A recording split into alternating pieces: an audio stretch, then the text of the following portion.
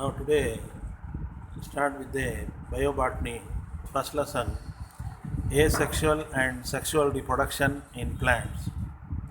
Under this there are three methods of reproduction. One is called as into a asexual, the another one is called as into a vegetative reproduction. Then third one is called as into a modern method or also called as into a artificial or conventional method of reproduction. First, we are going to discuss the asexual reproduction in plants, such as conidia formation in the penicillium as well as into the aspergillus, budding formation, yeast, and hydra. The natural method, under this natural method of reproduction, vegetative reproduction, found in roots, that is formation of in a Moraya tree. The tree has having a roots. From that roots itself, they form into the new young plants or forms. So when they are going to be young plants or forms, they are going to be detached from the Moraya tree. So the new plant has become a separator. So this is called as into a vegetative reproduction in roots. Another method that is called as into a stem. Under this stem, formation of the node and internodes and terminal buds or forms. From these internodes to form a new buds or forms. Under this, they are going to be growing into the new young plants or forms. That is called stem formations. Where into the leaf, that leaf is called as formation of epiphyllous buds. Now, next one is advantages of natural vegetative reproductions. Advantages are one parent is required for propagation.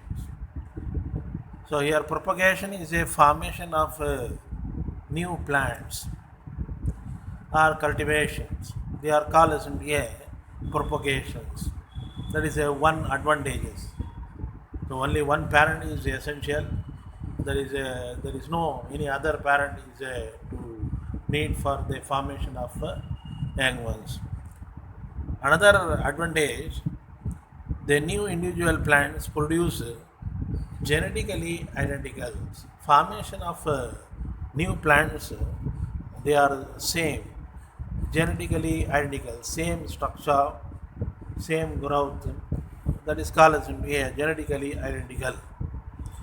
The another advantages, in some plants, this enable to spread rapidly. Next one, horticulture and farmers utilize this organ of natural vegetative reproductions for cultivation and harvest plants in large scales. So all these are advantages of natural vegetative reproduction. Next method, artificial methods. In these methods, a man has been to take part into the various methods are going to be adopted. That methods are called as into modern methods are also called as into conventional methods. Under this conventional methods, one is called as into cutting method. It is a method producing a new plant by cutting the plants of the parts, such as taking into the in the root, or maybe in the stem, or maybe in the leaf.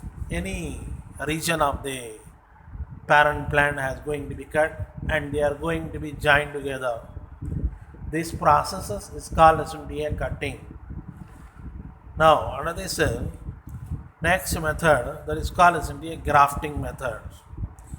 Now two different plants are joined.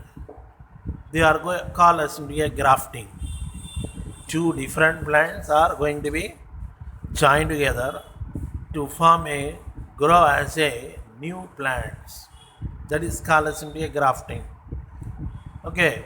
Now another where they contract with the soil, where the part of the plant has been connected into the soil, that is called as a stalk.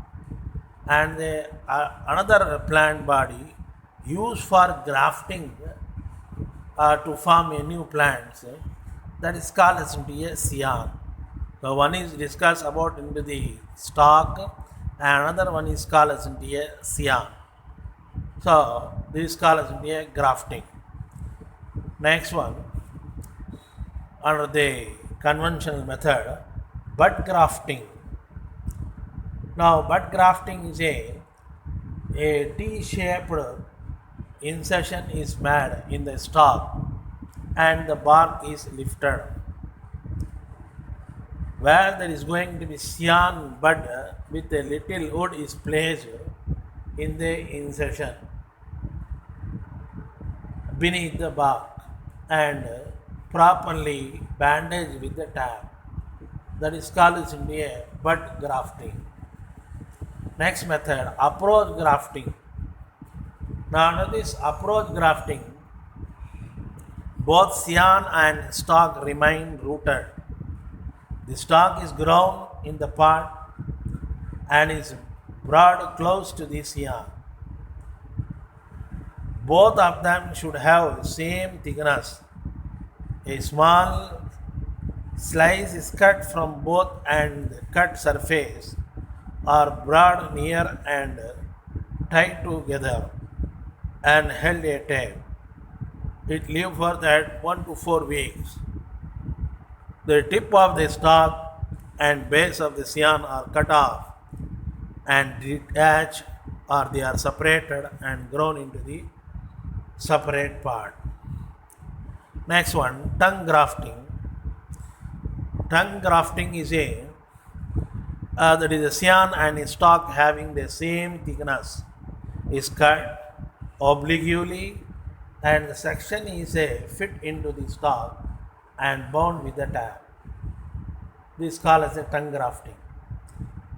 Next method, that is called crown grafting.